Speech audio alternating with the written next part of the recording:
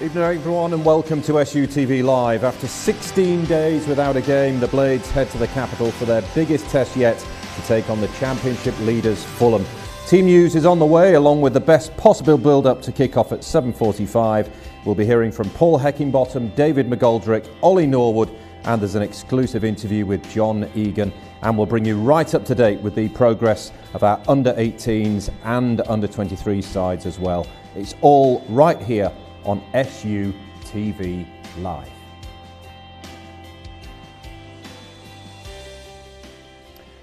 Hello once again, Merry Christmas to you all. It's been a long old time, it feels like it, since Sheffield United were last in action, but they are tonight, and what a game in prospect down at Craven Cottage as Sheffield United take on the leaders Fulham. Joining me tonight, two former United fullbacks with top flight experience, but most importantly, we've dragged them away from their Christmas shopping. Kevin Gage is here as ever. Good to see you, Kevin. You well? Yeah, I'm absolutely fine, thanks. Are you all sorted for Christmas, or are you a last-minute shopper? It doesn't take a lot to drag me away from Christmas shopping, I can assure you. I didn't think it Any would excuse. And Rob Kozluk's here as well. Evening, Rob. Good to see you. Yeah, great to be here. Thank you. What's on your wish list this Christmas? 3 points tonight. Oh, such an obvious answer, I was just but a saying, good one. I saw Gage earlier in Ann Summers. Oh, what were you getting, Gage? It's early. Maybe after 9 o'clock we'll discuss that. But good to have you with you. Good to have you with us, guys. Let's crack straight on with the team news, shall we? Because Sheffield United make a couple of changes tonight. Let's have a look at how the Blades are going to line up in London. And Robinson and Njai are the two players that come in. Ben Davies missing out altogether, and David McGoldrick has COVID. One of two Sheffield United players out with COVID, with Ollie McBurney being the other. But what are your initial thoughts on that, Kevin? Well, yeah, enforced changes, obviously. You'd like to keep a winning team, as they say. Every manager says that, doesn't it? I don't think we've lost any strength, really, looking at the players we're coming in. I mean, Njai is very, very unfortunate to lose his place anyway. And it's not as if he was dropped or anything. I think it was just a slight change of personnel, a slight change of style. Jack Robinson, I think he'll be fine tonight. He's a good battling centre half. I think we might have a bit of a rearguard action this evening as well. I think we're going to be under a bit of pressure, and I think Fulham will have a bit of possession and maybe attacking us quite a bit. So it'll be important for him to stand up to the plate along with the other defenders, of course. Good test tonight, Rob, isn't it? Good barometer this for the Blades to see just what the gap is like between themselves and Fulham. Yeah, I think Eki's going into this game in form with the Sheffield United side. I mean, looking at the changes, and then you look at the bench of Sheffield United, it's still strong. So you're still going in there with positives in mind. Like Gagey says, Njai, Gibbs White, Sharp, and you've got a force in there to really put a game tonight to Fulham. 2 weeks, just over, since the last game. United in good form. Not what they wanted, is it really? When you get on a run like that, to suddenly be halted in that way. Yeah, you're right. But you'd like to go into the momentum. You'd like to keep the momentum going, wouldn't you? And it seems especially long because we haven't played on the Saturday. So as you say, it's 16 days. It seems an eternity. So I'm sure the players wouldn't have liked that break. On the flip side, it gives another a week, 10 days for players to get over a few little knocks and niggly injuries. So it has its positives from that point of view. But I think they'll be up for it tonight, and they'll be bursting to get out there for sure. We've seen lots of games fall victim to this virus that simply won't go away. Just how pleasing is it for you, Rob, to be able to see United in action tonight? They've obviously been able to protect themselves pretty well, although we know that McBurney and McGoldrick are suffering at the moment. They've tested positive. But on the whole, in the main, at least we have football tonight. Well, that's the main thing, isn't it? They're getting the game on tonight after 16 days. It'll give the chance. The intensity in training will have been there. So Eki will, like Gagey says, has put more installed into the side. So they'll have more ideas. They've had a chance to work. And yeah, you've missed a game, but at the same time, you've got everyone within reason backed without the COVID fit. What's changed recently? That's an obvious question, Kevin, since the change in manager. But you know, you listen to various players talking. Ollie Norwood, who we'll hear from later on, has said in the press recently that you know the intensity in training has gone up, the levels have gone up, and even said before the football was too slow. Yeah, I mean, I've been banging on it every single time I've sat in this chair because I don't think the performances have been too bad all season, I must be honest. So it's not as if it's a drastic change from Sheffield United's point of view. I totally accept what Ollie Norwood says. The tempo has been a little bit slow in some of the matches, but to be fair, he's the one who kind of sets the tempo at times. So he's kind of alluding to he's got to raise his game, and he has raised his game, maybe 10-15%. Yeah, I totally get where they're coming from with the training because they were used to that under Chris Wilder. Chris Wilder was renowned for making sure that everybody was at it, in his words, at training. And that's difficult to do, to go in, day out, 100% in training. I'll be quite honest, I used to coast in training quite a lot of the time, and I'm sure if lots of players from my era would have said exactly the same thing. I don't know about what Kozluk feels about that. But it's difficult to go at it the whole time with that intensity. You sometimes have to build yourself up for matches. So I fully accept that the team is playing at maybe a 10-15% higher intensity in the matches at the moment, and Sheffield United, when they're playing well, have always played with that intensity as well.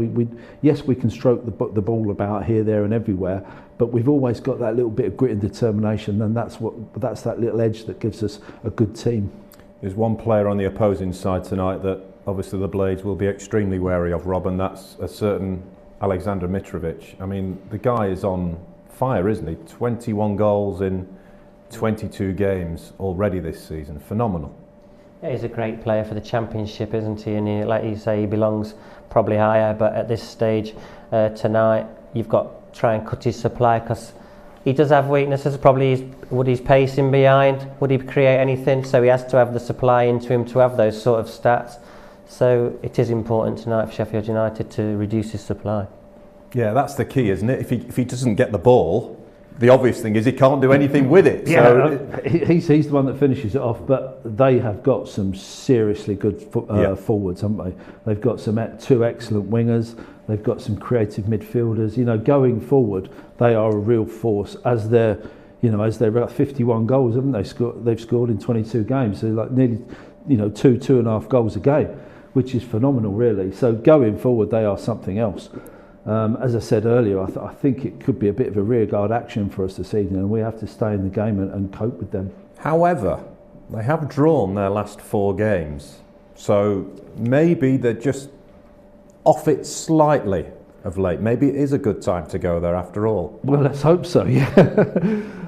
You could say they've drawn the last 4, but they won the previous 7 on the trot. So it swings and roundabouts. I mean, they're clearly the best side in the league, as the goals scored and the plus 33 goal difference shows. So them and Bournemouth are kind of running away with it. So a big test for us tonight, and one I'm sure we'll be up to as well.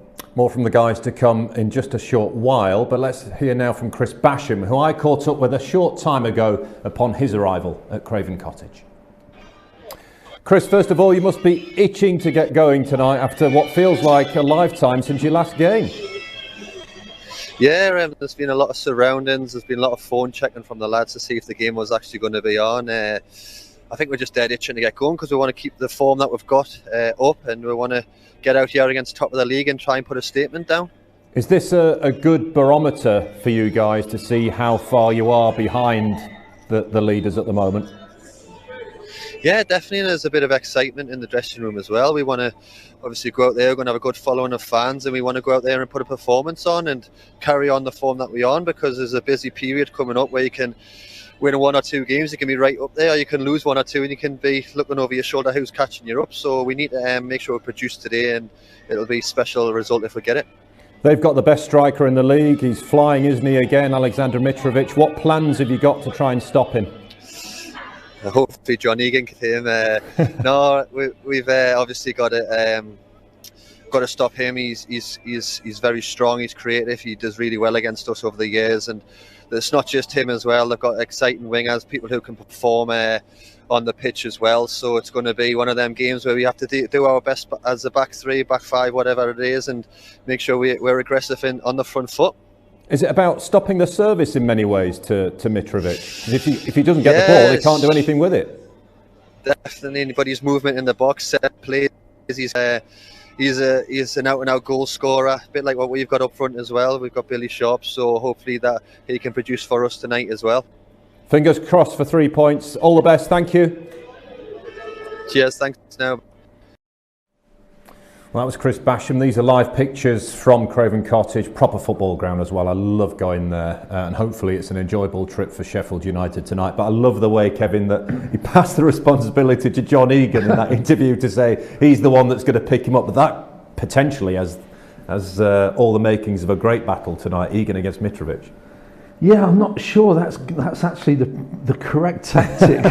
Egan will relish it, though, I would have thought. Oh, he's up for the battle, of course he is, yeah. And there'll be some heading duels, and I'm sure there'll be a tackle here and there. But I don't think we can have Egan, marking Mitrovic. It's going to be a difficult one, because Fulham play with these very pushed wide forwards. They're not quite wingers, because they do join in with Mitrovic as well. Which creates a problem for our two centre-halves, because if you've got Mitrovic up there with Egan, we've got two central defenders alongside him doing not very much at all. So do the wing-backs pick up the wingers? Do the Basham and Robinson it is tonight, do they go out and mark him? It's a difficult one. It's an awkward system to play against. I'm conscious we've talked a lot about Mitrovic, but there are other threats, aren't there, as well, Rob? You look at Harry Wilson, there's Cabano, and then there's a 19-year-old lad called Fabio Carvalho, who is attracting interest from all over Europe. He's turned down a new contract at Fulham. A very special talent. What do you know of him? Yeah, Carvalho will be the similar that getting the plaudits, just like we see Gibbs White and Yunzi Eyes. They want him on the ball, creative. He can feed, he can thread passes. So at the same time, Wilson from out wide, but. I think Basham spoke there about, we've got Sharp, we've got Gibbs White, we've got NGI. So on the flip side of things, we've just got as much quality within our own ranks. Well, the Blades, of course, looking to continue their own unbeaten run. It's over 2 weeks, would you believe, since their last game, but it turned out to be a bit of a thriller in Cardiff. Nelson on the edge of the area, lays it off for Rawls, digs it out, chance, and a nice finish by Harris. And Cardiff City take the lead. Mark Harris, the scorer, back in the starting 11, repaid the faith by the manager Steve Morrison. And despite United's opportunities, it's first blood to Cardiff City. Stevens in a central midfield position. There is Gibbs White looking for the ball. Lovely footwork again from Gibbs White. What about that? Morgan Gibbs White.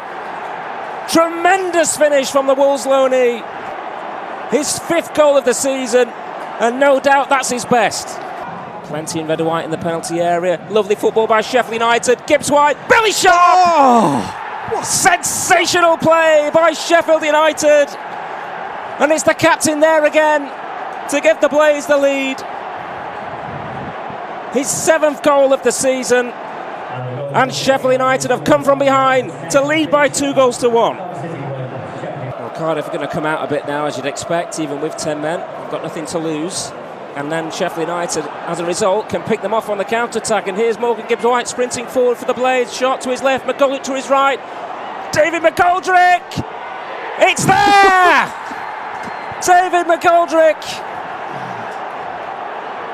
celebrates with his skipper. United move into a 2-goal advantage with a swift counter-attack. And McGoldrick finds his 2nd of the season to give United clear daylight. Rawls then still a corner to defend for United towards McGuinness. It's dropped in. It will be an early finish for Sheffield United. McGuinness with the telling touch. Cardiff back within 1. And there's the full-time whistle anyway. Job done for Sheffield United. They were made to sweat a little at the end. Yes, they were made to sweat a little, weren't they? But they got the job done, so let's hear from one of the goal scorers that day, David McGoldrick, who says it was a good day at the office. Yeah, for sure. I think we came here, we wanted to win. Obviously, we got 2 results before this, 2 wins, and we wanted to come and make it 3 because we wanted to pick up a little form. We know around the December, January times it's important to get runs together if you're going to do anything in the season. So, we take it. Good victory to come back 1-0 down at half-time to show some character, spirit. We're delighted in there. It was a game that had a bit of everything. It felt like you should have been 2 or 3 goals up in the first 15-20 minutes. You find yourself down at half-time, then there's a red card, then there's 3 goals, they pull one back. What was it like to play in? Yeah, it was crazy. We started well. We should have had a couple of goals up. Then they go and score from a set piece. We disappointed to go 1-0 at half time, but we said, we could still win this game. And then obviously they got sending off, and obviously that played in our favour. Going out to 10 men, we moved the ball quite well. A bit of brilliance from Gibbo for the first goal, and obviously 2 assists for the second. A great day. It can make it very difficult when a team goes down to 10 men, but 3 goals in 15 minutes after that. Was that what impressed you today about the performance, how you managed that particular period? Yeah, sometimes it's more difficult than people think. They sit behind the ball, they just load up, they just sit right off you. But I thought we moved it quite well. Morgan got in some great positions. We need people show character on the ball. He's a great player, and he got in positions for us, and that helped us. And then once we scored 1, the momentum swung in our favours, and I knew that we was going to win after we got the first one. In terms of the goals, I mean, the first one, it's a brilliant individual effort from Morgan Gibbs-White. Just how good can he be? Yeah, he's got the world at his feet. Great kid, great player. He's got all the ability in the world. He just needs to play games, and he's doing that here, and he's expressing himself. He's got a license, free spirit to go out there, and we want him to go and create things and do things. He's going to lose the ball sometimes, but all good players do that. As long as he's in the right positions, as long as he keeps scoring goals like that, I don't mind what he does. Always a tough place to go, isn't it, Cardiff? It's people always talk about how difficult it can be, Kevin, but just keeps them ticking over, doesn't it? That was a really good victory. It was more dominant than 3-2 suggests, actually. They scored against the run of play, but we thoroughly deserved to win that. We had more shots at goal. We had vast majority of the possessions. It doesn't look that comfortable looking at the highlights, but it was fairly comfortable. And it's important that United go on a run, because we've seen little glimpses of it through this season, 2-3 games here and there, but they've won the last 3, which should give them real confidence. And as we all know, you start stringing results together like they are at the moment, it's not going to be too long before they're seriously knocking on the door, is it? Yeah, we've talked about the league table, haven't we? All the teams are concertina together, and it's tempting to look at the league table, and you always look up, of course. We've stopped looking down, thankfully. So we're looking up and we're thinking, yeah, we're only 6 points off, we're only 7 points off. We've got a couple of games in hand now as well, if you look at it right now. Yeah, we're not far away, are we? Performances, as I've just said earlier, have been really, really okay this season. And if we can just tip that balance and just, tip some of those draws into wins and some of the possible defeats and get points, nick points here and there, we won't be far away at the end of the season. Does feel to me, though, that they need to beat one of the top teams. Tonight would be a great example if they could do it, because the record against the top sides isn't great. As we can see from the graphic here, the points against the bottom 8 sides, 7 wins and a draw, and then the rest, 1 win, 8 defeats. That doesn't make for great reading, does it, Rob? No, it doesn't, but you're going into tonight's game with a different manager, different mindset. So yeah, these stats are probably related to the previous management and whatever. So going into Craven Cottage tonight in form, hopefully put this stat to bed. Fingers crossed. We are seeing a change in style to the point where players who might not have been delivering as regularly as they were earlier in the season, I'm thinking about the wing backs, for example, if we just talk about them for a few minutes, they seem to be more and more involved at the moment since Hecky took the reins. Would you agree with that, Kevin? I think you can go all round the side, and I think that players are more comfortable in the positions that they're playing in. It's round pegs in round holes now, whereas I think before we were trying to impose Slav's new system on the players that we had at the club, and we didn't quite have the personnel to make it work. Certainly the wing backs they're more comfortable, aren't they? They're getting higher up the pitch? Jayden Bogle is an attacking wing back. I mean, he hasn't got many defensive bones in his body, I don't think. Big test for him tonight, actually, because he might have to do quite a lot of defending. But, I mean, he's a revelation going forward, and Ender Stevens will go forward at the drop of a hat as well. So when they do get forward, they are capable of delivering, quality balls in the box. And in Bogle's case, he can get. He's got an eye for a goal as well. He'll nick a goal here and there. So yeah, certainly it's noticeable in the wing backs that they do. That we suit the wing back system and the 3 centre half system, and of course this system, as we've been banging on for 4 or 5 seasons now, it allows people like Basham, to get forward and join in. So it suits him perfectly well. Do you know what I like about the 2 wing backs now? They're getting the ball in earlier into the box, Rob. Yeah, I think with Eki, Anti's given more freedom. You can never question that they've both got talent, but under the previous, probably a different role and responsibility to take on. So Eki's getting the ball in. Sharpie knows it's coming in, or whoever's up top. So you can rely on, you can force errors. So yeah, they've got qualities. And if we look at the midfield area, I mean, he's blessed with an embarrassment of riches there. And let me just say at this point, great to see John Fleck back on the bench, by the way, having taken ill a couple of weeks back in that Reading game. So that's a real plus. But he's got a lot of options in there. Harahan's getting a run in the side as well now. Sander Berger is no doubt chomping at the bit to try and get a run in the team as well. And then you can look as deep as Luke Freeman, for example. You know, he's a quality player. Yeah. So in that sense, he's got plenty to play with, hasn't he? Absolutely, yeah. There is real strength in depth. As you say, now everybody's fit because we've had a few injury problems. I mean, the big one is Sander Berger, as you mentioned. I mean, we just haven't seen anything of him at all. We've seen him in glimpses over the last 18 months. We don't know whether he's fit. No one seems to know what his best position is. I was just going to ask you that. I think we discussed this last time. He's absolutely built for a holding midfielder, isn't he? And then that's what we thought we were getting. And then we see him surging down the right-hand side and creating havoc down there. So, yeah, I mean, if he can remain fit and get in the side and cement a permanent position, then he may be, you know, the key to the rest of our season. But yeah, Fleck on the ball there. I mean, it's great to see John Fleck back as you rightly say, and he'll play a big part in the rest of the season, no doubt. Yeah, I mean, it's a great problem for Heckingbottom to have, isn't it? Yeah, that's what I was just going to say. They are good problems to have when you've got so much quality to be able to choose from. So injuries and that, if you get the shirt, deserve to hold on to the shirt and be playing the week after. Well, we are building up tonight to live coverage of Sheffield United's clash at Fulham. If you want to watch the game with us, a reminder, you need to get your match pass. For all the details on that, just check out the website sufc.co.uk.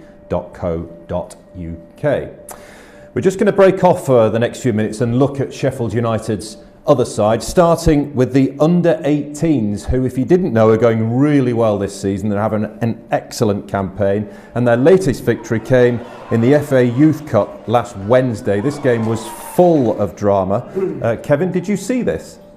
I saw the goals and then the penalties on social media. I watched the highlights, yeah. I know they're doing very well because I've also watched the under-23s recently, and a lot of these under-18 players are playing regularly in the under-23s. So that's a step up in quality and level for them. Well, Siddy Peck, who scores the header there, gave Sheffield United a 1-goal lead, set up by 15-year-old Curtis Havenham, 15 years old. Good goal, that one. Millwall kept putting the pressure on themselves and got back in it. 1-1. This is late on in the game, and at this stage penalties beckoned, and we did indeed go to penalties, but not until Sheffield United tried to win it outright. And this is where all the drama started. Some great spot kicks here from the Blades, but the hero undoubtedly was the goalkeeper Callum Hiddleston, who saved not one, not two, but 3 spot kicks, would you believe, as Sheffield United made it through.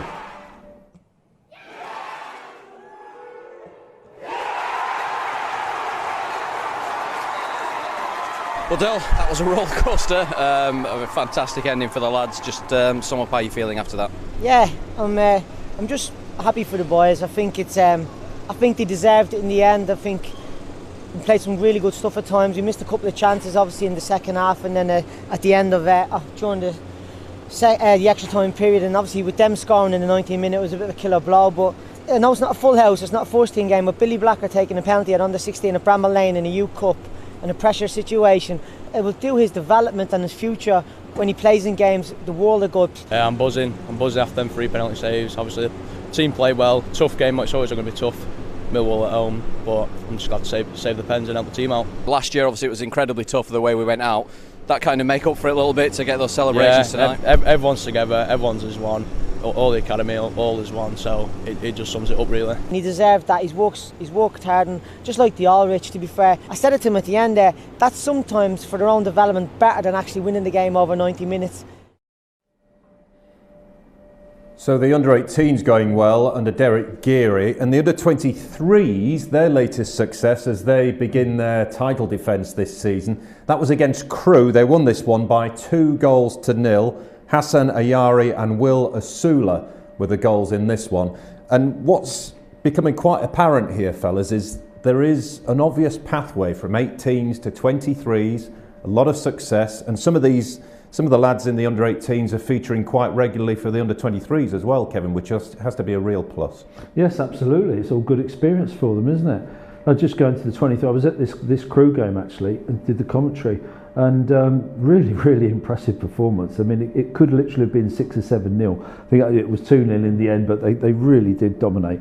And what's also got to be remembered is these under 23s will look at the Njai's, and the people like that, and they'll think, do you know what? He's Heckingbottom's given, the manager's given him a chance in the team. There's every chance if I play well that I can get a sniff around that first team.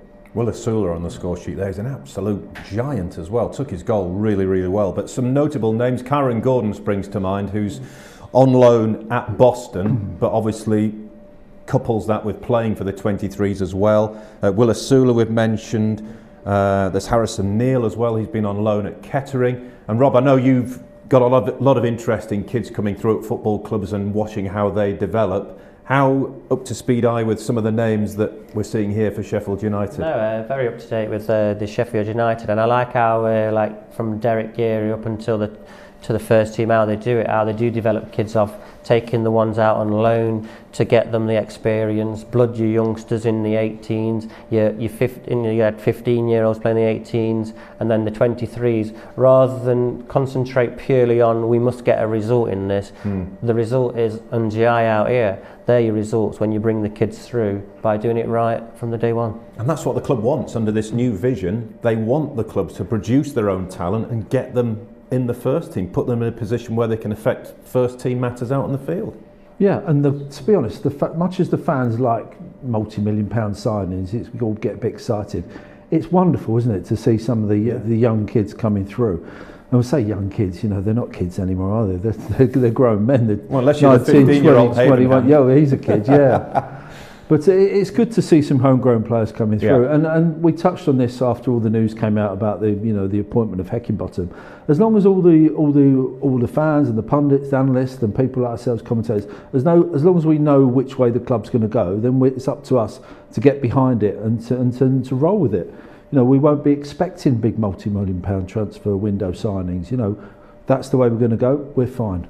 So we've highlighted some players to be keeping an eye on over the next couple of years or so. But let's get back to first team matters. The Blades in action at Fulham tonight. Let's look at the Fulham team first. We've mentioned a couple of players already in the Fulham starting lineup. This is how they do line up. Rodackleby in goal, Tete, Adarabayo, Ream and Robinson at the back, Reed and Seri in front of them. Wilson, Carvalho and Cabano were expecting to play in behind Alexander Mitrovic. 3 changes for them. Robinson, Carvalho and Reed are in. Bryan, De Cordova, Reed and Kearney drop out for Marco Silva's team. So a very strong starting 11 for Fulham tonight. As for Sheffield United, a couple of changes for the Blades. Robinson and Njai are in. Davis is out. And McGoldrick is ruled out with COVID, and you'll notice that Ollie McBurney's not involved either. He too is tested positive for COVID as well. But coming back to the Blades there, it looks a good balanced side. When you can bring in Robinson and Njai, you're not weakening the side in any way, are you? Absolutely not. No, we know what Njai brings to the team, and every time he gets the ball, he's going to look to create something. So him and Gibbs White, will cause havoc hopefully going forward. And Billy, I'm not sure about Billy Sharp, running the channels all night. I think he's going to have plough a lonely furrow up there.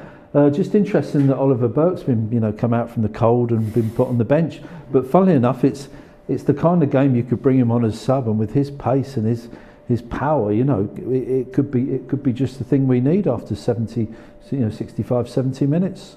Yeah, I mean, Tim Ream, I look at him and, no disrespect to him, he's been around the block a few times, and you would think that a bit of pace late on in the game might cause him a problem or two, Rob? Yes, you could speak about the front six of Fulham all night, but you do see the weaknesses in Tosin and Ream, which if you can get Njai, Gibbs White and Sharp, who can cause those two problems with the movement, etc., there is flaws in the back four of Fulham, so plenty of positives to work on. We shall see. So kick-off growing ever nearer at the Cottage. The Blades in action at Fulham tonight. But for now, we're going to delve into the Sheffield United archives and bring you a classic match from 7 years ago when Sheffield United, then of League One, went to Premier League Fulham in an FA Cup fourth round replay. Following their 1-1 draw at Bramall Lane 10 days ago, Fulham face Sheffield United. And indeed, the more dangerous at the moment, and here's Murphy with the strike. Can he carry the fight now? Here's Rodalega. Brayford breaks it up. May fancy going on his own now. The yellow shirts of Sheffield United in possession. They might get another opportunity here. Sami to whip this one in. Looking for the header, Byrne. Offered something a little bit different and a little bit more promising for Fulham, and it took a deflection there. Just to wriggle away from a couple of challenges and then fires goalwards. The 90 minutes are up. Baxter to take it. It could be the last chance. Oh, it's in! It's in! It's Sean Miller! And Sheffield United have won the tie! Extraordinary scenes! The Blades are jubilant! And Sean Miller is surely the hero! Maguire met the corner, Fulham stood still, Miller didn't. He was the right man in the right place. And it's Miller time in the nick of time. And Fulham, the Premier League side, hang their heads in shame. It's Sheffield United's night down by the Thames. And we know what happened during that cup run. Sheffield United ended up at Wembley in the FA Cup semi-final, lost to Hull 5-3. What a game that was. But great scenes there and some great memories, Kevin, as well. Yeah, it was a great cup run. I thoroughly enjoyed all of it, especially the day out at Wembley. That was a fantastic game, that was. And I think that was the last time I saw a standing ovation for a Sheffield United team that had actually been beaten, because they were magnificent that day. And I know we're kind of veering away from the Fulham game, but as an occasion, the Wembley game, I've never seen anything like that. I mean, the way the Blades fans were celebrating it, like they won the game. Yeah, well, there was a magical period of about 40 minutes when we went 2-1 up, I think, and then we had the half-time interval. So, including that 15 minutes, we were ahead in the semi-final for a long period of time. Yeah, we all got very, very excited. Yeah, different time, of course, but some familiar names in that lot, Rob. Oh yeah, when you put the archive clips up, it always the great clips. And then Maguire, Collins on it, and then seeing John Brayford, who's still going at Burton. So no, there's some great names. Well, hopefully the current Sheffield United crop will be smiling just as much tonight, come 9:30, 9:45 or so. Time now for a Sheffield United TV live exclusive.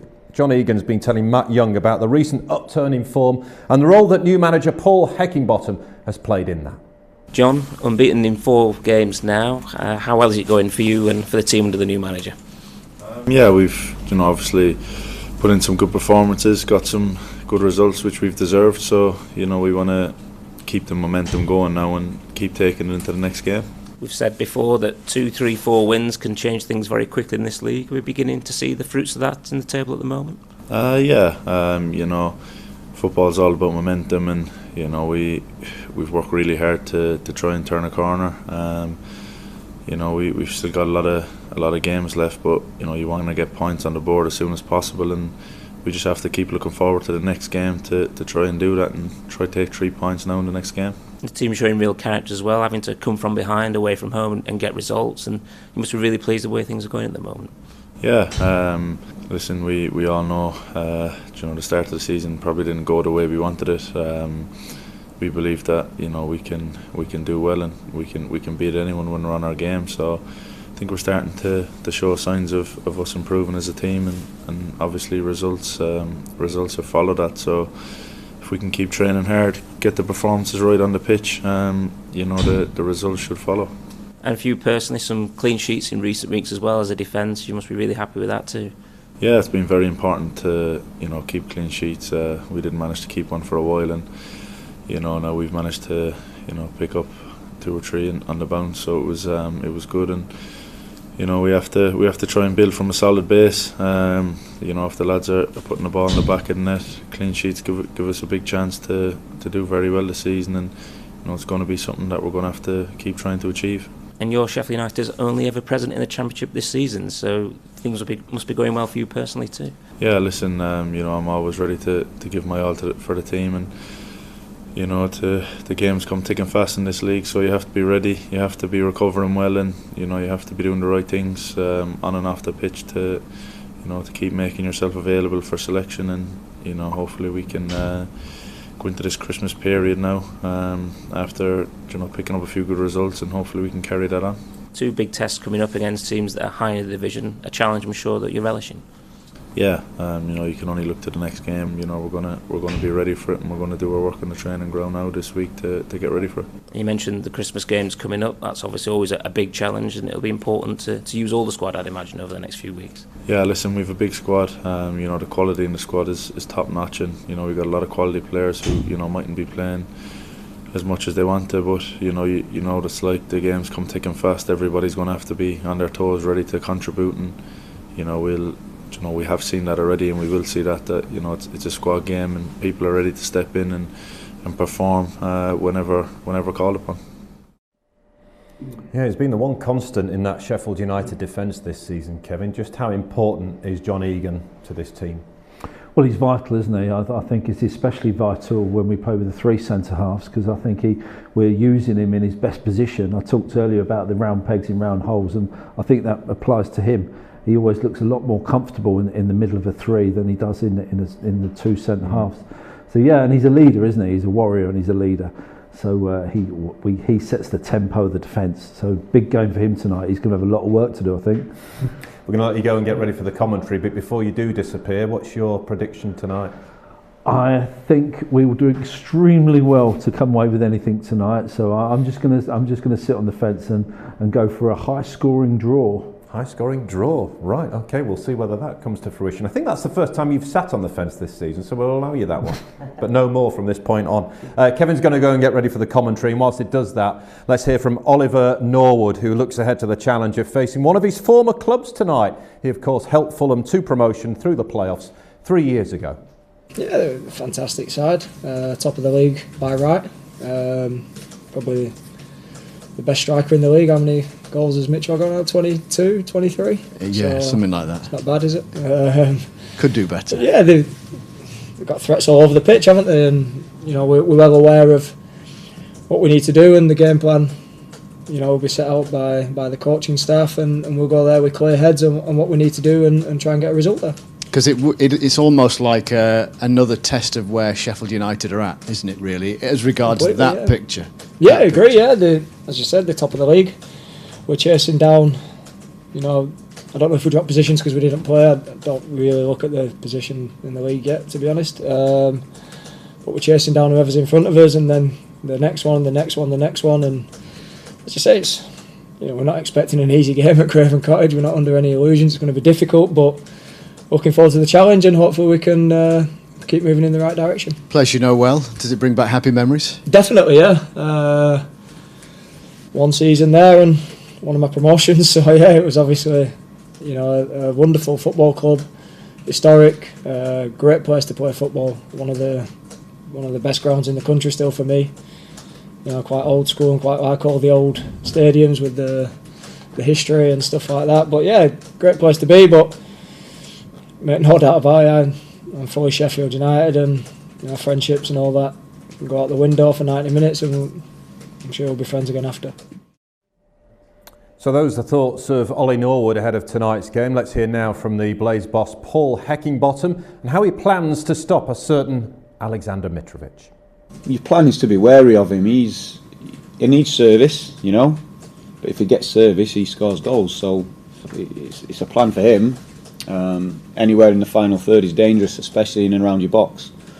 But also then it becomes a bigger picture. How do you stop that service, or limit that service, should I say? And that's the bigger issue. That's what's more important to us, because if we are stopping that, it means we're controlling parts of the game which are really important. Even if they've got the ball, can we control those parts of the game? So yeah, it's going to be a good test. It's going to be a good game, and yeah, we're going to approach it to try and win the game. And as I said before, there's lots of different ways we can do that. Whether it's when we've got the ball, we have to be creative, we have to be brave. Whether it's when they've got the ball, we have to be strong but still want to be aggressive to win the ball back. And we're going to have to defend at times and make sure that we're really strong in front of our goal. Early days, of course, but it is that great test of where Sheffield United are in relation to those teams. Because you'd imagine whoever finishes above Fulham is going to get promoted automatically. Yeah, that's the way it looks, yeah, definitely. The way, the form, the style of play, where they are in the league suggests that, yeah, if you finish above Fulham, you're going to go up. We're obviously not at that end of the table yet, and we want to be, but it's going to be a real good game against top of the league, right? But it's just one game for us. We want to keep getting better, and if we keep getting better throughout the season, we'll climb the table, and that's the aim. So whilst we want to beat Fulham, we just want to keep improving. And they're the next team. They're a big test, of course they are. But then we've got another game straight after, which is a chance for another 3 points, and then the next one, then the next. So it's part of the bigger picture of the season. And as I say, if we can just keep improving all the time, gradually pick up points, we'll climb the table. So the Blades down by the Thames and full of festive cheer by the looks of it as well. And let's hope Sheffield United can win this final game before the big day. Paul Heckingbottom there speaks really well, and he's getting a tune out of these players. And as we've seen certain clips throughout the show tonight, we've seen shots of him in training. He seems a very demanding coach as well, Rob. Yeah, you like what you see with the backroom staff as well, with Jack and Stuart McCall, because I see Instagram now and I see players smiling. Oh yeah, it's the main thing in training and coming to work. Enjoy coming to work, and it'll get its rewards. What's your prediction tonight? We've heard a lot about the talk of the best striker in the league, but that's enough about Sharpie. Let's see what Mitrovic can do. I like it, you'll do for me. Kick-off is just around the corner at Craven Cottage. The teams are getting ready. Our team is in place. Kevin Gage alongside Matt Young. You'll see myself and Rob back here at half-time to take you through the first half highlights. Hopefully, plenty of them as well. We'll see you in a bit, but it's now time to hand you over to Matt and Kevin.